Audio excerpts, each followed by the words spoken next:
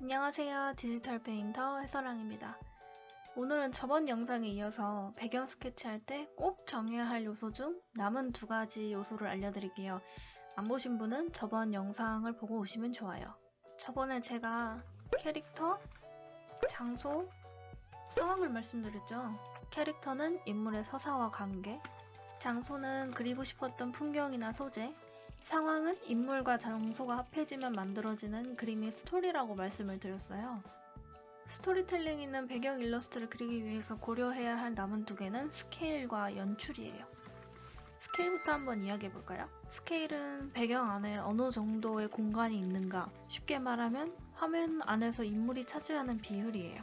자, 이거는 제가 작년에 그렸던 배경 일러스트 중 하나인데, 보시면 지금 얘가 사람인데 이제 그림 안에서 사람의 크기가 굉장히 작죠. 요 네모난 화면 안에서 사람이 차지하는 요 쪼매난 비율 요거 하나를 작으면 작을수록 이제 그림의 스케일이 크다고 해요.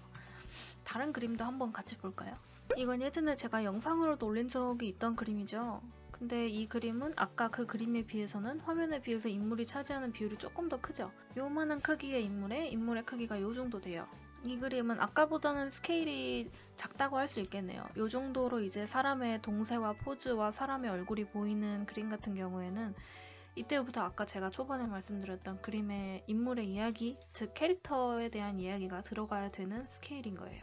하나만 더 가져와 볼까요? 지금 저는 인물과 배경 일러스트를 그리는 그림을 기준으로 말씀드리고 있어요.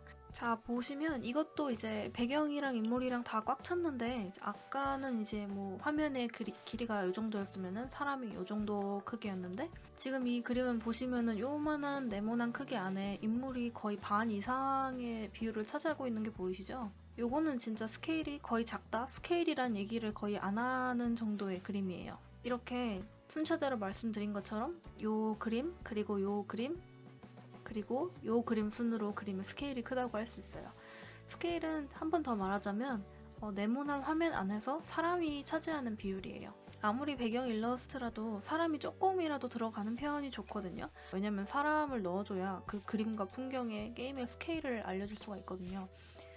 지금 저는 요만하게 사람을 그렸지만 막 진짜 조그만하게 여기 막 요만하게 사람을 그리면은 이제 여기에 막 마을 전경이 보여지거나 뭐 성이 있거나 뭐 그렇게 표현을 해줄 수가 있겠죠. 어쨌든 배경 일러스트를 배경인 컨셉이 메인인 그림을 그리더라도 인물은 꼭 한 명씩은 그려주는 게 좋아요. 그림 안에 스케일을 짐작할 수 있도록. 그럼 스케일을 정하고 들어가는 게 왜 중요하냐? 디지털 페인팅 그림 특성상 이렇게 좌우 반전을 한다든지 아니면은 이렇게 스케일을 이렇게 줄여버린다든지 이렇게 그림을 확대하고 축소하고 하기가 너무 쉽잖아요. 그림은 초반에 수작업 같은 경우에는 이제 정해진 종이 안에서 이제 그거를 내가 정해서 채워 나가야 하는데 디지털 페인팅은 이렇게 그림을 줄이거나 하는 게 너무 쉽기 때문에 그 스케일이 자꾸 커져버리기 쉽거든요. 배경에 이것도 그려야 될 것 같고 막 얘네도 막 그려야 될 것 같고 가까운데 이제 풀 같은 것도 좀 넣어줘야 될 것 같고 바위도 넣어야 될 것 같고 나무도 좀 커야 될 것 같고 이렇게 하면서 정작 이제 묘사 단계로 들어가려고 보면은 스케일이 이제 너무 커져버리니까 묘사할 때 감당이 안 돼버리는 거죠. 처음에 그리고 싶었던 풍경이랑 멀어지기도 해요. 그렇게 망한 그림이 저한테도 있거든요. 제가 미완성 폴더에 있는 그림을 하나 가져왔는데 이거를 이제 제가 그리려고 했었어요. 이렇게 뭔가 풀이 가득 있고 어떠한 이제 건물 내부인데 이제 방치된 지 오래된 폐허 건물이라 이렇게 사람이 이제 여행자가 놀러 오는 이게 보면은 이제 망토 같은 거 하고 있죠. 그러니까 여행자가 놀러 온 그런 건데 스케일이 이제 원래는 한 요 정도로 하려고 했거든요. 그래서 이렇게 막 인물을 주변을 감싸는 그 정도만 하려고 했는데 이제 욕심도 커져버리고 이제 디지털 페인팅 특성상 자꾸 확대하거나 이제 구상을 하면서 이런 저런 것들을 해보잖아요. 근데 이제 그림이 요만큼 커져버려가지고 지금 보시면 이게 다 사진이에요. 제가 묘사할 엄두가 너무 안 나가지고 중간에 사진을 갖다 붙이는 쇼까지 하면서 수습이 안 돼서 그냥 처음 컨셉에 비해서 미완성 폴더로 들어가 버린 그런 그림이 돼버렸거든요. 그래서 지금은 꼭 그림 그릴 때 인물과 배경의 비율을 어느 정도로 할 건지 꼭 정하고 그래요. 제가 저번 영상에서 보여드렸던 쌍둥이 스케치하는 그림을 지금 이제 이렇게 색칠을 진행하고 있는데 초반에 어느 정도로 배경을 넣을 거고 이제 이 안에서 인물은 어느 정도 되는지 그리고 이 인물을 이제 이 공간의 분위기를 알려줄 수 있는 오브젝트들, 이런 엄청 큰 나무라던가 여기 벽으로 된 돌로 된 벽이라던가 아니면 이 연못이라던가 이런 것들을 얼마만하게 인물의 크기에 요만한 인물의 크기에 비교해서 넣을 건지 정하고 나서 하니까 그래도 좀 덜 막막하게 그려낼 수 있었던 거거든요. 자, 마지막인 5번째 요소는 바로 연출입니다. 연출은 사실 그림뿐만 아니라 이제 모든 시각적 매체와 컨텐츠에서 굉장히 중요한 요소예요. 그리고 연출을 말하는 범위도 엄청 광범위해요.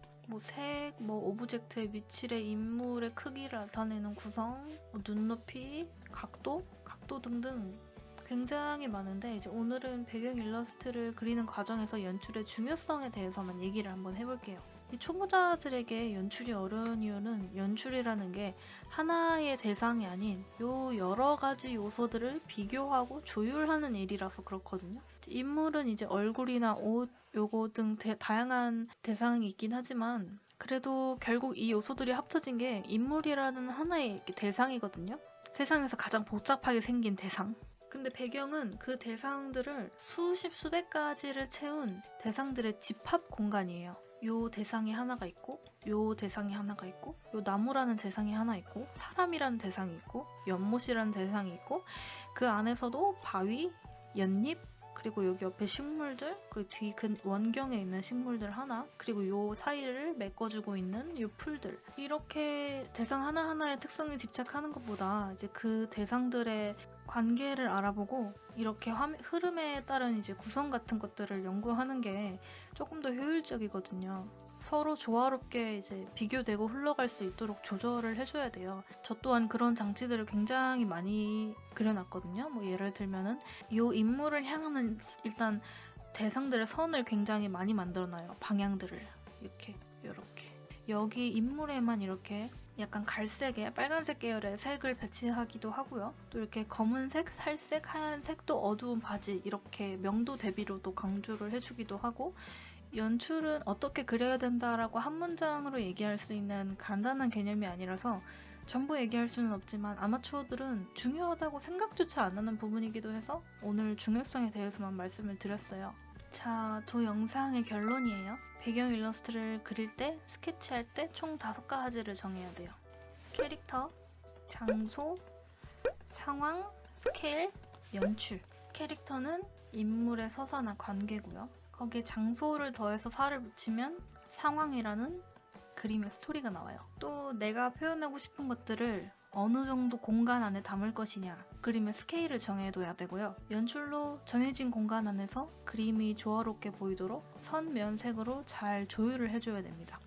저는 배경 일러스트를 그릴 때 이 부분에 대해서 이제 전부 한 문장 이상으로는 설명이 가능하도록 설정하고 이제 그림을 그리기 시작해요. 또 이런 식으로 그림을 그리기를 반복하고 나면 본인 그림에도 더 애착이 생기고 한 장 한 장이 뿌듯하게 다가와서 시간 지난 후에 이제 내 그림이 되게 자랑스럽기도 하고 그래요. 시간이 지날수록 이제 그림 안의 요소들을 굉장히 잘 캐치해주는 감상자들과 독자들도 늘어나고요. 그럼 오늘 영상도 여러분들께 어떤 식으로든 도움이 됐길 바라며 마무리하도록 하겠습니다. 요즘 틈틈이 댓글로 피드백 해주시는 분들 늘어나는데 정말 감사합니다. 다음에도 그림을 공부하기 위한 유익한 정보들을 가져올게요. 혹시나 또 이제 인물 배경 일러스트를 디지털 페인팅 하는 데 있어서 궁금하신 점이나 어려우신 점이 있으면 댓글로 달아주시면 제가 최대한 피드백 해드리도록 할게요. 감사합니다.